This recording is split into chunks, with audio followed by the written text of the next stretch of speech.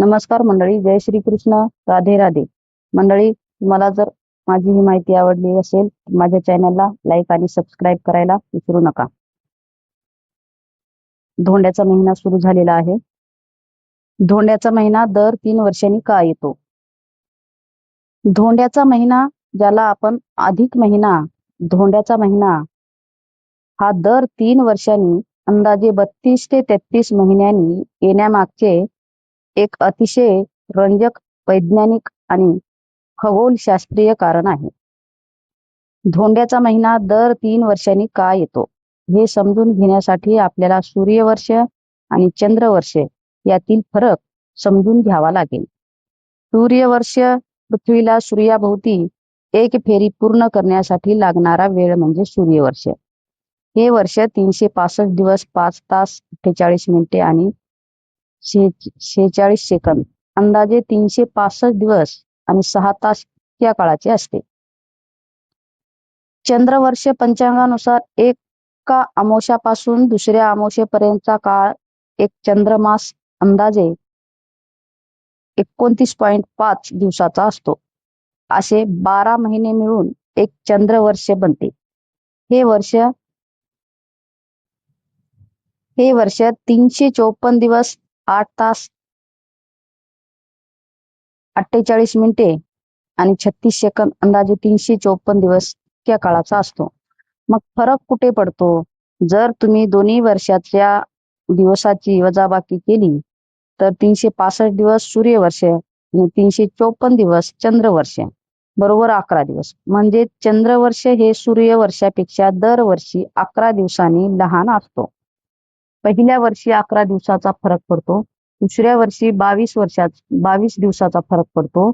तिसऱ्या दिवशी 33 दिवसाचा फरक पडतो. 3 वर्षात हा फरक जवळजवळ 33 दिवसाचा म्हणजेच एक पूर्ण महिन्याचा होतो. अधिक महिन्याची गरज का आहे? जर हा 11 दिवसाचा फरक भरून काढला नाही तर आपले सण आणि ऋतू यांची सांगड बिघडेल.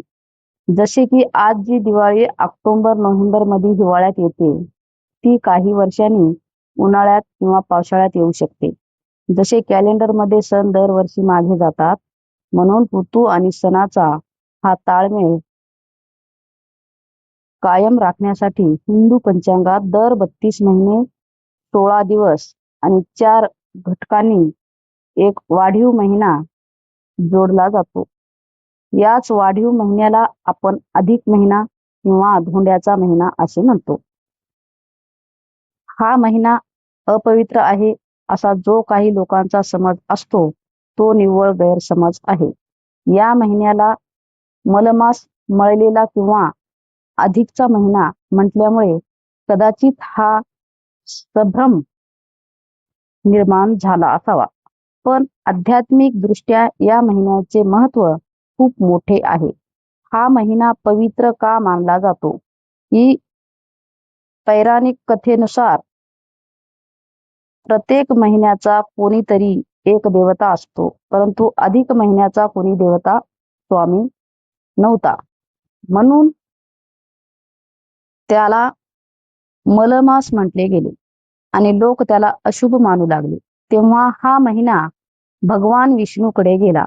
भगवान विष्णूंनी त्याला आपले स्वतःचे नाव दिले, पुरुषोत्तम मास असे, आणि वरदान दिले की या महिन्यात जो कोणी माझी भक्ती करेल त्याला इतर महिन्यापेक्षा कित्येक पटीने जास्त पुण्य मिळेल. यामुळे हा महिना भगवान विष्णूच्या पूजेसाठी अत्यंत पवित्र मानला जातो. म्हणून हा महिना केवळ देवाधर्मासाठी, जपासाठी आणि दानधर्मासाठी राखीव ठेवलेला आहे. म्हणून या महिन्यात विष्णूची पूजा करणे, धोंडे अनारसे दान देणे, दीपदान करणे आणि अन्नदान करणे खूप शुभ मानले जाते. हा महिना पूर्णपणे ईश्वर भक्ती आणि आत्मपरीक्षणासाठी दिला गेला आहे. सांसारिक सुखात किंवा भौतिक गोष्टीमध्ये वेळ न घालवता माणसाने आपले मन देवाच्या चरणी लावावे, हा या मागचा शुद्ध हेतू आहे. म्हणूनच या काळात व्यावहारिक आणि मांगलिक कार्ये थांबवली जातात. धोंड्याचा महिना हा अशुभ किंवा अपवित्र नसून तो केवळ सांसारिक कार्यासाठी वर्ज्य आणि आध्यात्मिक प्रगतीसाठी देवाच्या भक्तीसाठी अत्यंत पवित्र आणि फलदायी मानला जातो. धोंड्याच्या महिन्यात कोणाचे स्वागत करावे? धोंड्याचा महिना दर 3 वर्षांनी येणाऱ्या या महिन्यात जावयाला विष्णू रूप मानून त्यांचे विशेष स्वागत आणि आदर करण्याची प्रथा आहे. या महिन्यात प्रामुख्याने कुटुंबातील मुख्य नातेवाईकांचे कौतुक आणि स्वागत केले जाते. या महिन्यात जावयाचा मुख्य मान असतो, म्हणून या महिन्यात जावयाचे स्वागत केले जाते. जावयाला विष्णूचे रूप मानून घरी बोलवले जाते आणि त्यांना चांदीचे किंवा तांब्याच्या ताटात अनारसे धोंडे देऊन ओवाळले जाते.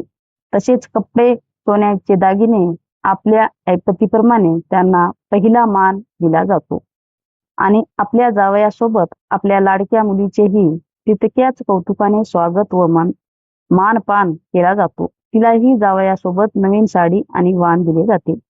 कुटुंबातील नवीन पिढी म्हणजेच भाचे, भाच्या किंवा नातवंडे यांनाही बोलावून त्यांचे स्वागत केले जाते आणि त्यांना सुद्धा घडेल तसे कपडे आणि भेटवस्तू दिल्या जातात.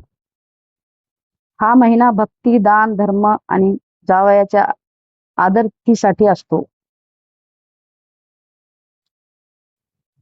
या महिन्यात नकारात्मक विचारांचे स्वागत करू नये. या महिन्यात स्वतःच्या मनातील क्रोध, लोभ आणि कुविचाराचे स्वागत करू नये. त्यांना मनात जागा देऊ नये. तर मंडळी, तुम्हाला जर माझी माहिती आवडली असेल तर माझ्या चॅनलला लाईक आणि सबस्क्राईब करायला विसरू नका. तुम्हाला माझा व्हिडिओ कसा वाटला ते मला कमेंटमध्ये सांगायला पण विसरू नका. थँक्यू. धन्यवाद. जय श्री कृष्ण. राधे राधे.